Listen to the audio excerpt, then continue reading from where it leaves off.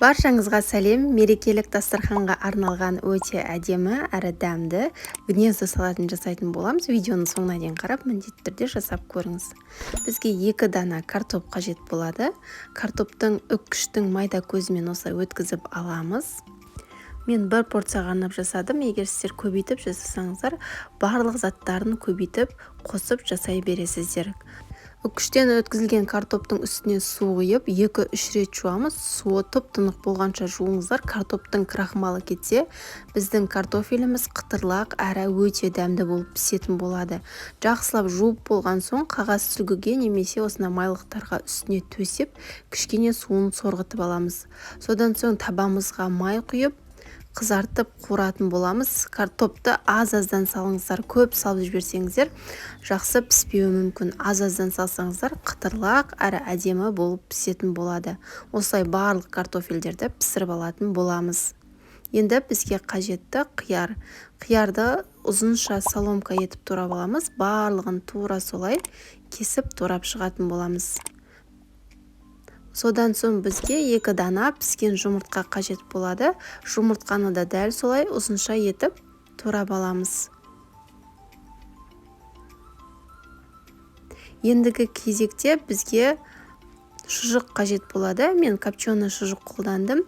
Оны да бірінші дөңгелектеп, содан соң ұзынша етіп тураймыз.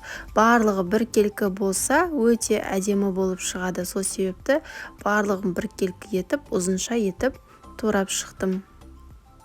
Енді бізге тұздалған қияр қажет болады. Соленый огурцы, яғни.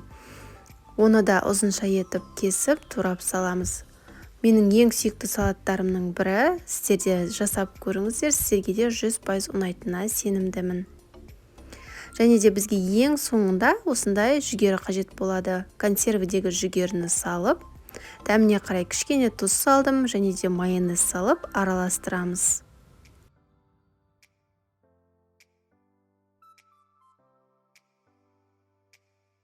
Салатты араластырып, тарелкаға сала берсеңіздер болады бірден.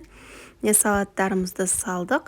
Ең соңғы жұмыс бізде жаңағы пісіріп алған картофелді бетіне әсемдеп қоятын боламыз. Осылай толықтай салаттың шет-шетін жауып тұратындай етіп, картофелді орналастырып шығамыз.